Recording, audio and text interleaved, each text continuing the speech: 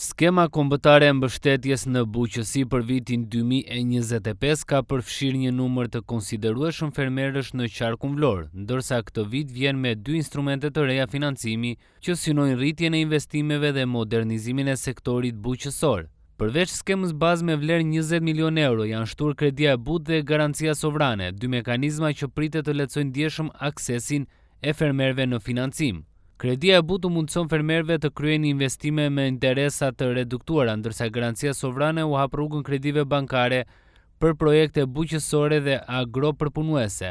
Edhe sipas përgjegjësit të zyrës në Vlorë Fejzi Nezha i Agjencisë së Ekstensionit bujqësor Lushje, këto instrumente janë menduar posaçërisht për fermerët që duan të zgjerojnë tufën bazë, të modernizojnë stabiliment apo të investojnë në teknologji të reja.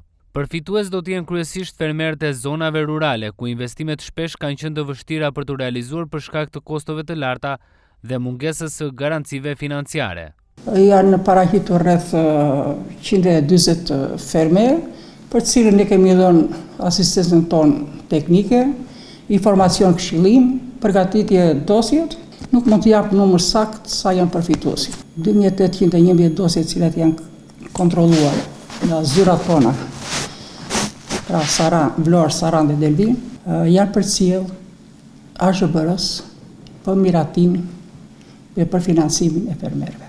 Pra, pjesa jonë për kontroll është mbyllur. Ka filluar edhe financimi i fermerëve për aplikimet e tyre sipas sipërfaqeve për të cilat kanë aplikuar.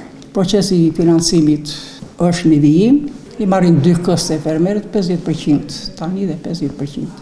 Shpresojnë që brenda vitit të bëhet likuidimi total dhe gjithë fermerët prej 5310 fermerë. Autoritetet theksojnë se skema synon të nxjisë zhvillimin e fermave mbajtëse, rritjen e prodhimit vendas dhe fuqëzimin e sektorit të agropërpunimit në qarkun vlor, duke lehtësuar barën financiare për investime afatgjata.